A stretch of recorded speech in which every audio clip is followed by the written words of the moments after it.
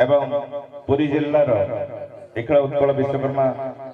समितिर संपादक श्रीयुक्त नरहरि ओझा महोदय को अनुरोध करी से मंच को आसी अभिभाषण प्रदान करेंगे ये मंगराज महाराणा एकादश उपलक्षे। मत बहुत दूर रश्मिकांत भाई एवं रजनीकांत भाई जो आपण पाखे उपस्थित हो जड़े साधारण विश्वकर्मा कुलर संतान मो घर को मध्य मंगराज भाई जाइए सेठारे आमे जाति भाई उन्नति सबु भाई मान को एकत्रीकरण करी कोणार्क समिति गृहर उन्नति पाचेरी निर्माण तथा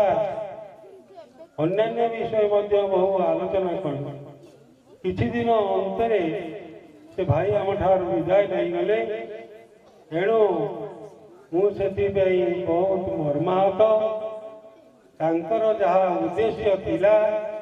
ताकू आमर कुल भाई मान जदि समस्ते मिलमिशि तांकर उद्देश्य को पूरण कर पारिबा तेबे तांकर जीवन निश्चित शांति पाइबा एवं तांकर आत्मा निश्चित सद्गति है। एणु से मंगराज भाई जो दाबी गुड़िक थिला आज उपस्थित मोर जाति भाई कुल भाई मान को अनुरोध सविशेष अनुरोध सत अनुरोध जे से कोणार्कर माटी को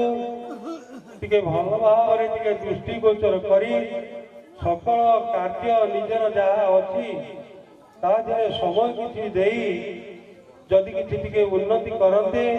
ताले तांकर आत्मार सद्गति होता। मु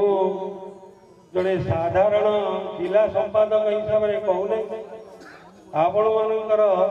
पाखरे मु पहुंची मु बहुत खुशी आउ समस्त को मोर अनुरोध आपण एकत्रित होई समिति गृह प्रति मासरे अंतत पक्षे